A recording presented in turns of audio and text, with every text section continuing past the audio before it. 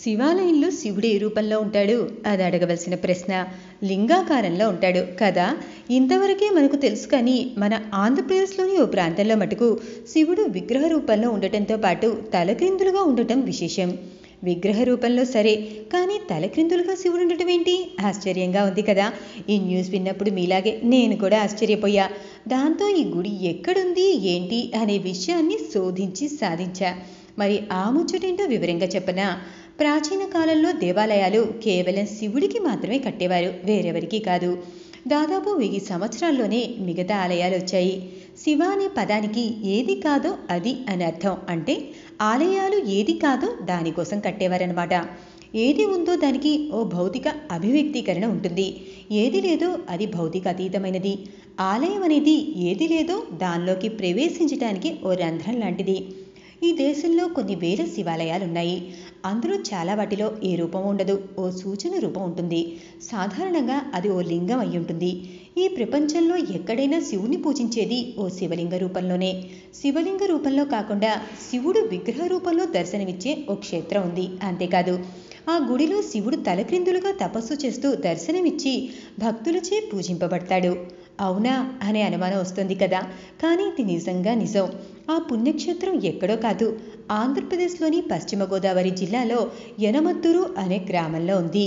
ఈ దేవాలయం పంచారామ క్షేత్రాల్లో ఒకటైన భీమవరానికి కేవలం 5 కిలోమీటర్ల దూరంలో ఉండటం విశేషం. ఈ గ్రామంలో వెలిసిన శక్తీశ్వరాలయం చాలా విశిష్టమైనది. ఇక్కడ శివుడు శీర్ఘాసన భంగిమలో విగ్రహ రూపంలో దర్శనమిస్తాడు.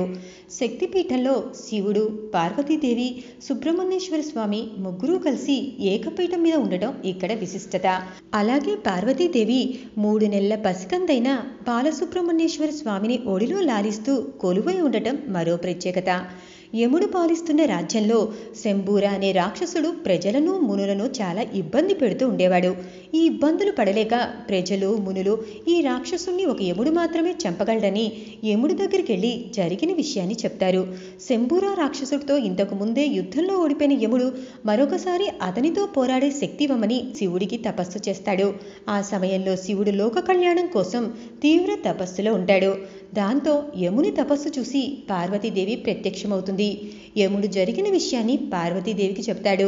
అప్పుడు పార్వతి యమధర్మరాజుకు ఆయుధాన్ని ఇవ్వటంతో శంబూర రాక్షసుణ్ణి చంపుతాడు. దాంతో ఆ రాక్షసుడి నుండి ప్రజలకు విముక్తి కలుగుతుంది. అప్పటి నుండి ఆ ప్రాంతానికి యమపురిగా పేరొచ్చింది. కాలక్రమేణా అది యనమత్తూరుగా మారిపోయింది. శంబూర రాక్షసుడు చనిపోయినా యమపురికి భవిష్యత్తులో ఎటువంటి ఆపద రాకుండా అక్కడే ఉండాలని యముడు శివుడిని మరొకసారి ప్రార్థిస్తాడు. అప్పటికి ఇంకా తపస్సులోనే ఉన్న శివుడు అదే రూపంలో కుటుంబ సమేతంగా యమపురిలో వెలిశాడని ఇక్కడ ప్రాచుర్యంలో ఉన్న కథ.